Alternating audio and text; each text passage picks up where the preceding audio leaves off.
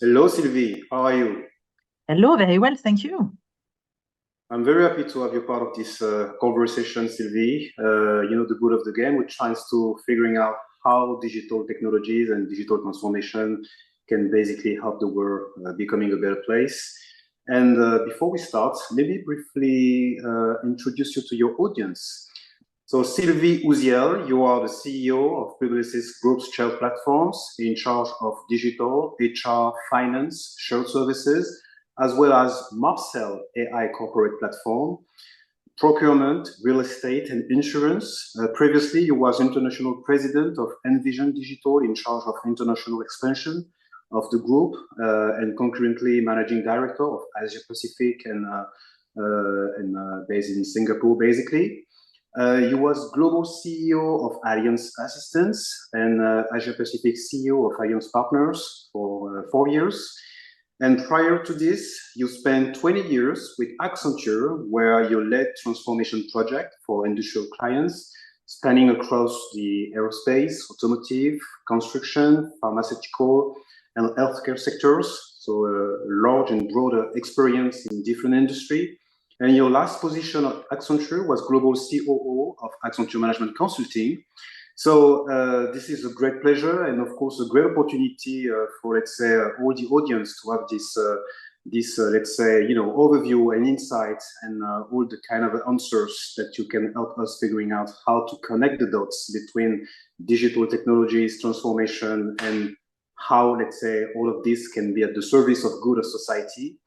And so my first question will be very much related to adoption, I would say, of technologies. And I know that this is something that you have been exposed based on your different experience, right?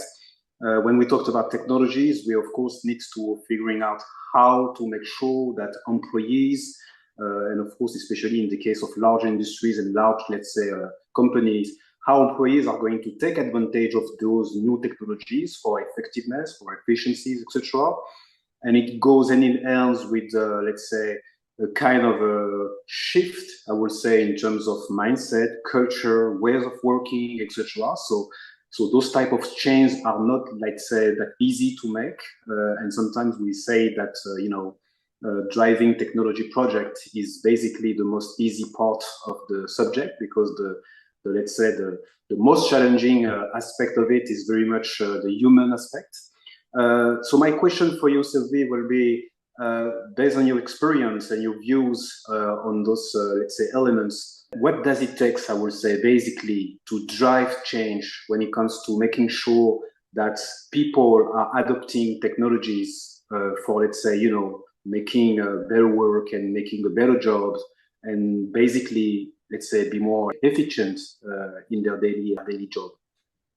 Yes, so no, thank you very much. So first, yes, the common point between all my experiences, it's really about that. It's really that I supported companies to drive technology-led transformations.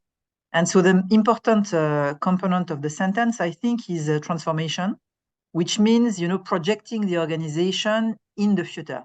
So Woody Allen was saying, I'm very interested by the future because it's where I plan to spend the rest of my life. And most organizations are in that dynamic. You need to constantly reshape, redeploy, develop, innovate. And technology is always at the heart of that, since the 20th century and even before. It's really different technologies which are transforming companies. We believe digital technologies are fundamentally different, but they are in some way and they are not.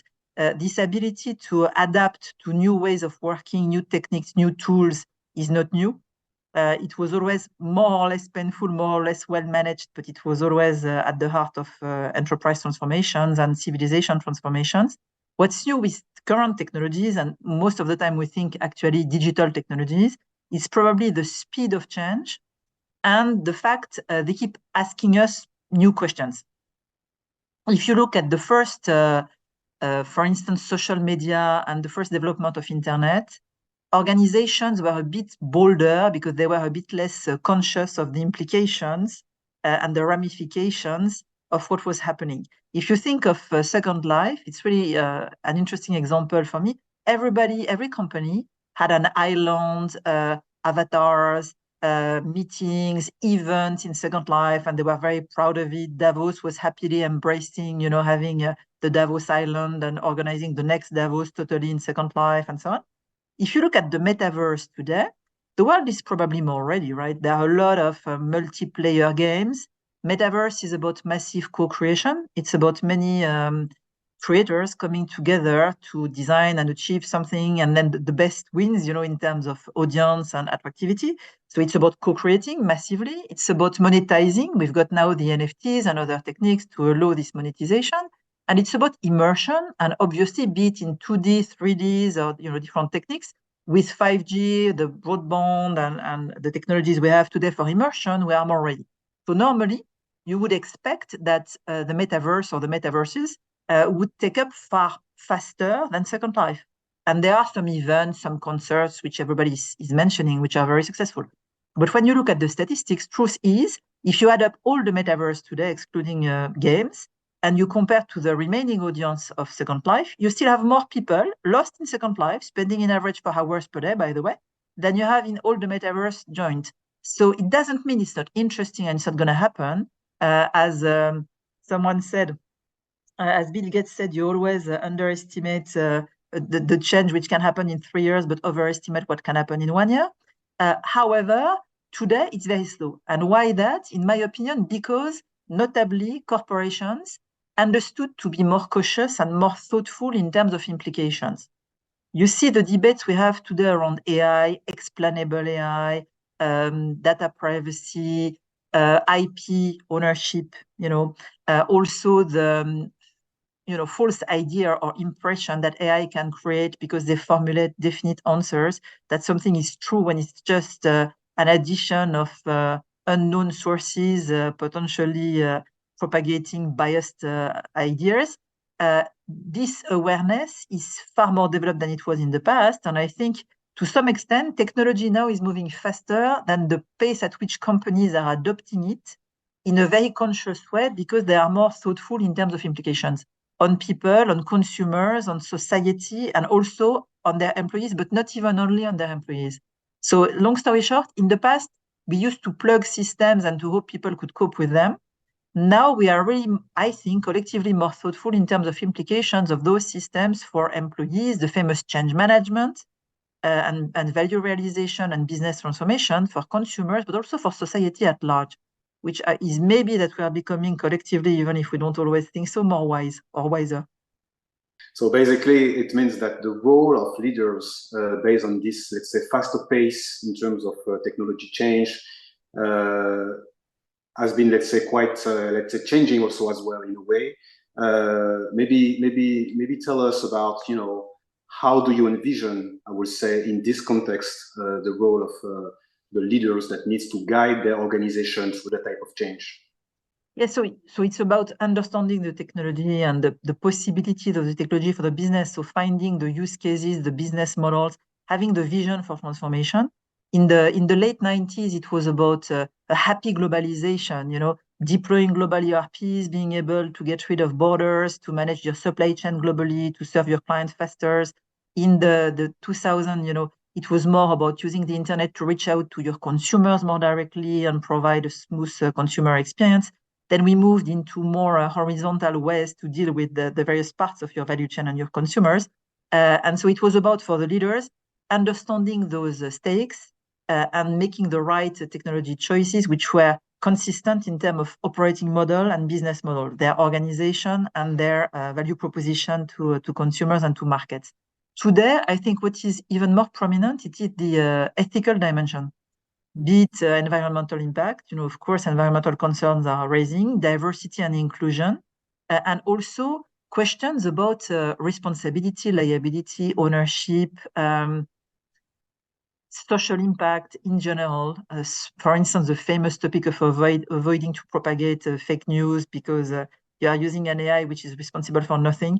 I remember when I was working in the insurance business, we were starting to use bots to actually sort out claims. And we had some biased bots. Everybody knows the example of one GAFA giant who launched a credit offering, a financial offering.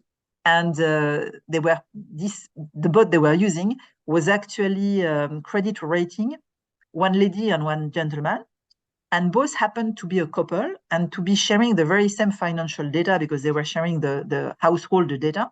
And the man got a far better credit rating and far higher, threshold of spend and so on and so forth than the woman. And the first answer spontaneously was, yeah, but it's the bot, we don't know. And then the second answer was, the bot is as biased as a human being because the bot learns using real, data. So maybe the way this type of assessments are conducted in real life by human beings are biased, but the bot is just as bad as human being would have been. But then the real problem is, yeah, but you can actually hold the human being accountable and responsible for what happened, right? With a bot, it's more difficult. It's more difficult to actually fire a bot or fine a bot or take a bot to court. And so in that context, I think we all collectively learn to be more thoughtful when it comes to those black boxes and to push for explainable and transparent AI. And in Davos recently, there was an interesting debate about should AI supplement human beings or human beings supplement AI? It started by a joke about the famous autonomous vehicle, which seemed very close and now is not as close as it seemed to be.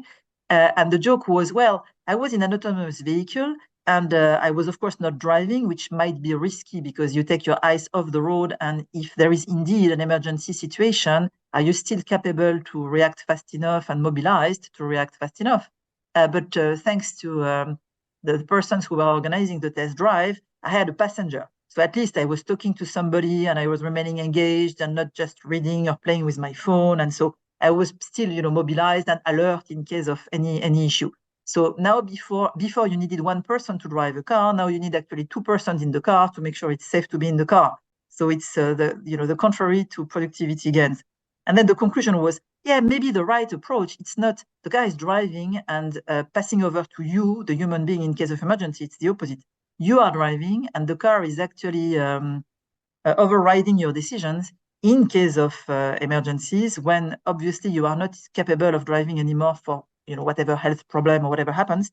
And that's maybe the right usage of AI to augment what a human being could be doing and not the other way around. And I think this blending of technology and human capabilities is a fascinating question, which was always the case. What should we mechanize and make automatized versus what should remain the human decision in medicine, in whatever assessment of claims, what requires human expertise and what can be modeled via algorithms and rule-based decision engines. And so now this question is even more prominent and even more interesting, and new jobs are appearing, such as being able to formulate the right question to an AI. No, that's very interesting, and I think we are in the verge of a new type of, let's say, way of interacting with each other in this technology landscape. Because, as you said, we need to, let's say, reconfigure ourselves when it comes to, let's say, figuring out is it the technology that will empower us and that will augment us, or versus, let's say, the opposite. It is a kind of a chicken and egg type of, let's say, situation and question. But basically, my question about this will be, do you think that we, let's say, in the process, in a way, will have to embrace some type of new ways of doing such a things that we used to do in a certain way, and that we, let's say, need to relearn to do a different way, a complete different way? When we've seen for example, when we've seen the way we interact with AI, like, the new famous ChatGPT, this is crazy to see how much, let's say, there is a kind of a knowledge, right? Formal knowledge.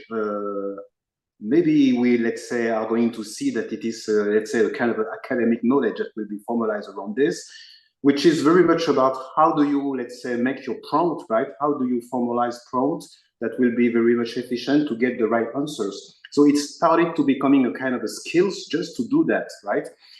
Which is something that we, let's say, did not envision before, let's say, having such a tools, right? It was not a question about, okay, how do you do a prompt for interacting with some, let's say, AI type of tools. So maybe we are in the verge also of seeing some kind of a new, let's say, habits, new skills, new proficiencies in terms of ways of doing things that let's say are going to let's say come out of the blue, things that we wasn't let's say forcing or obliged or let's say keen to do so, but that is going to become some kind of a new habit that we need to embrace because of the technologies. What do you think about this? Because I think it is also connecting the dots with the challenge of adopting technologies for human, any given organization.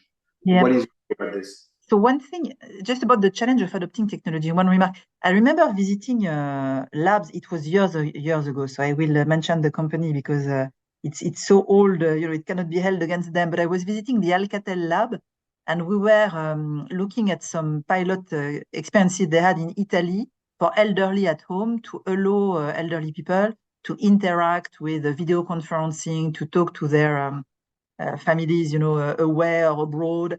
Interact with their environment via more domotic, more user-friendly, digitally enabled, electronically enabled devices. And so I asked the classic question, how come we are never getting out of the pilot syndrome? We do it in one village, one household, one city, and then it never grows, it's never adopted more broadly.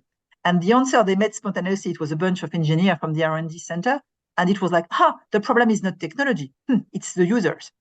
And so this problem of the technology by itself is never the problem. It's the way we actually use it is not so new. And the fact that technology needs to be shaping new behaviors and new jobs is also not so new, because if you think of all the code wave, now it's all about coding. If you ask which foreign language a child should learn at school, the answer is Python, as the first language, probably right after English. So code was the next way to create, to interact with technology and to actually add value in different ways to organizations. After code, you had the famous wave of no code. Developer love, you need so user-friendly interfaces that you can actually just play with libraries of codes and find ways as sort of power user, sort of not so technical profile to actually get to the same outcome. And then the next gen of that is actually formulate questions, is a semi-natural language, and get there. So I think it's more an evolution. What remains important is to keep a critical mind and to really keep in control of the outcomes you try to achieve. Because again, the black box syndrome, just letting the machine tell you the right answer is more and more and more tempting because it's easier and easier to get an outcome. And we need to remain vigilant that we are staying in control and staying in control of the outcomes. Yeah. And so it leads me to the point about the education, right?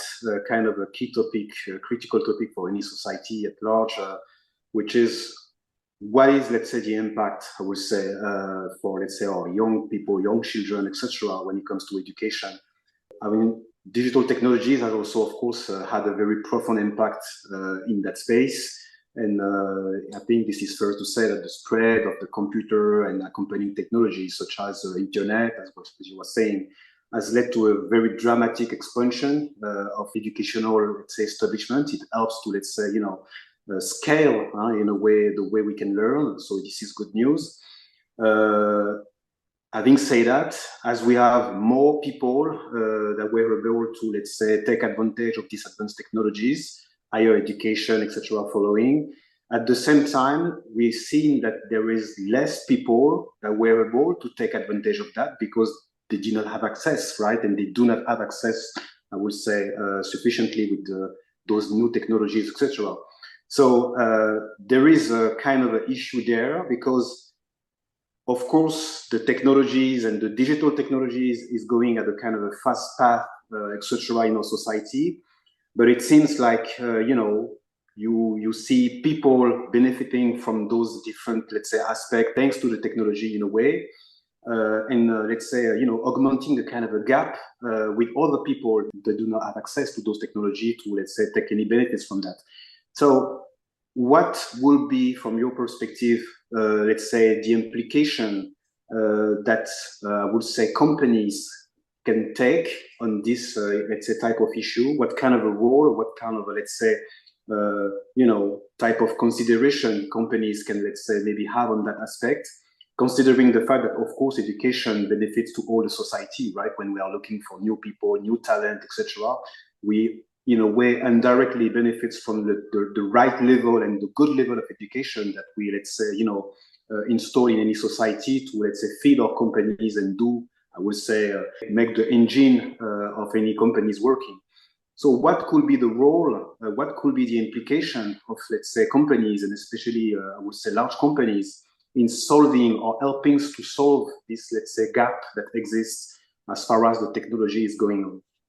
I think, honestly, in that case, digital is more a solution than a problem, because, digitalization was always one way to connect people, of course, more easily and to remove physical boundaries. If you think of so-called emerging countries in the good old 90s, how did India or China lift themselves out of poverty? By becoming the brain factory of the world, doing white collar type of activities, coding, contact centers, processing, and so on from India, or becoming the factory of the world for China, for the good and bad, because we have seen the fragility of the supply chain and so on. But this was only possible thanks to technology, thanks to those global planification system, planning systems, those global supply chain systems, and so on. And thanks to telecommunication, obviously, and to the fact that most of the services were dematerialized, allowing India, notably, to become really, and Philippines and other places, to become processing centers for the world. And so I think this remains true. And today, technology is very accessible to a vast, population within the most of the West, I would say. Connecting Africa remains obviously a very big challenge and a very big objective, and various parties are actually trying to tackle it. There are satellite solutions, there are various initiatives for that. So putting everybody on the digital map remains a challenge. Obviously, not every countries are covered equally. But having said that, digital for me is more removing barriers and creating barriers. If you think of l'Escalator of Maurice Lévy, or you think of Xavier Niel initiatives, it's really creating some social mobility and providing opportunities to people coming from different social backgrounds, thanks to this type of new jobs and new innovation, which is, I would say, more accessible to everybody than it was in the past. So I'm optimistic regarding the digital impact, let's say, on inclusivity, on inclusiveness. And so, talking about inclusiveness, I would say there is, of course, a kind of a stake to make sure that, let's say, the more diverse type of people, right, can be, of course, taking advantage and taking their place when it comes to having a kind of a role in this, industry, in this tech industry, as we say. What is your point of view and ideas and thoughts about how to encourage more women to take also their role in this tech industry, thinking about inclusiveness? Yeah, for me, it's still a bit of a mystery that you don't have more women in STEMs, it was 15% in engineer universities when I was studying, and it's not moving fast so quickly. It moved fast. It's depending on the countries and so on, but it's even going backward a bit. Yeah, I think there is still a lot to be done to promote the STEMs toward the females. Now, the dichotomy between females and males is a bit less prominent than it used to be. We are probably more fluid in terms of genders and in terms of qualification of genders and defining individuals by their genders, but definitely attracting various talents, people who are more sensitive to philosophy, to medicine, to other dimensions towards STEM, is, I think, should be, I think, more and more natural, because, as you see, STEMs are now empowering and underpinning a lot of other industries and areas. Because when you think of technology, we tend to think of people in front of keyboards using digital for digital and being in front of AI and asking questions to ChatGPT or BART, or search engines powered by those. In reality, technology is very often underpinning services and products.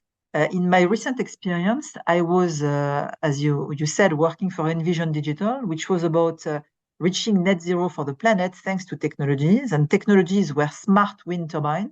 So wind turbines optimized thanks to AI and IoT and the combination of both, thanks to electric vehicle batteries and stationary storage batteries, which again were hardware, but a very innovative and technology heavy hardware, powered by also AI and IoT to charge and discharge in an optimized way. And also software, so the AI IoT software themselves in this company, which were ensuring efficient energy consumption for buildings and infrastructures, efficient green energy production, supporting the production of solar energy, which virtually is the cheapest energy mankind could ever produce until now, and which, virtually with the expansion of capacity is reaching an infinite capacity at a price which is converging towards zero.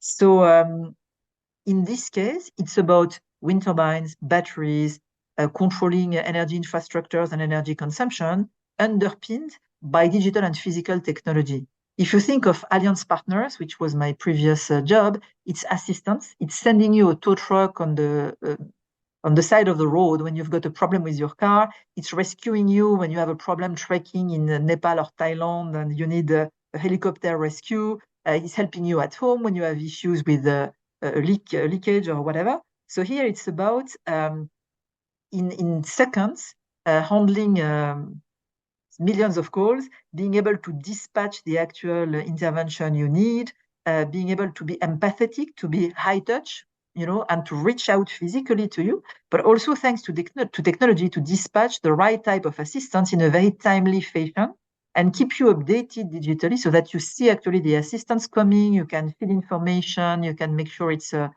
as efficient as it has to be. And we even had panic buttons for elderlies in some countries, which was really, in that case, a lifeline in the literal meaning of that expression. And so here, you don't immediately see technology, you see the service which is helping you in very critical, sometimes life-threatening situations, which is heavily empowered by technology and underpinned by technology. So one way I think to also look at technology is the fact it's a lot of things today are powered by technology and more will be. That's the critical points to say that yes, technology is everywhere. Technology, let's say, encompass all industries. So definitely there is a lot of opportunity to take, no matter what kind of industry we are in. Let's maybe, change gears in a way and look at, let's say, the social impact of, let's say, technologies. I would say that the widespread of those different use, because of course, this is something that is quite very much popular in a way. I mean, I will not say that each and every people in the world are using technologies, but this is something that is, I would say, around us and more than we can think. And so, however, accessing this competitive advantage of, let's say, leveraging technologies, let's say, for example, the case of any businesses, depend, as we were saying, depend on the ability to be able to adopt it, to see how, let's say, extract value from that. And I was, let's say, questioning the point about how large companies can maybe support maybe smaller ones, right? Small and mid-sized companies in succeeding the shift toward digital transformation and digital technologies. The assumption behind this question is like leveraging digital technologies for large companies. I would say, of course, there is some kind of a roadblock in terms of change, definitely. At least there is a kind of access that may seem more easily, right, to let's say, get those type of technology and trying to figuring out, okay, how we can use it for processes, for operating models, etc. For example, we've seen in, let's say, the pandemic, right, at the very heart of, let's say, the pandemic period, that we had a lot of, let's say, small and mid-sized type of businesses that was not, that much leveraging digital technology. So when the lockout came up, it was a kind of, let's say, difficulties to figuring out how to continue, how to, let's say, make sure that those businesses are going to continue to exist, because there was not, let's say, really much prepared to leverage any digital technologies to, let's say, having their operating model and their business models to continue to run. So what will be, if any, let's say, sense to that, but what will be, let's say, the place that should be taken by large companies in helping small and mid-sized companies to also, you know, move on in terms of the way they can leverage technologies? So I would say two things quickly. Or three. I think first, yes, maybe the SMB incumbents can struggle. The small existing companies today can struggle, but a lot of new, startups and new companies are rooted in technology. And you see also different shapes of organizations emerging. If you think of ChatGPT, it's a joint venture or a consortium funded by various parties, which are very large, by the way, which are you also see organizations partnering with universities. So you see new animals appearing, which are neither big companies nor research labs for universities, which are sort of incubated startups and so on. So, which I think is an interesting trend. But back to the incumbents, I think one good point is technology again is a bit lowering the entry ticket, I would say, with the SaaS technologies. You don't have anymore to install everything at home and do a big project and have a lot of servers and a lot of budget to actually deploy stuff. You can more easily hook into cloud solutions and pay-per-use at a very granular level, with very few users and with a very small entry ticket to actually personalize your environment to your company and to your business. So I think to some degree, this is typically the app store for companies, bringing a digitalization which is easily democratized. It's democratizing digitization.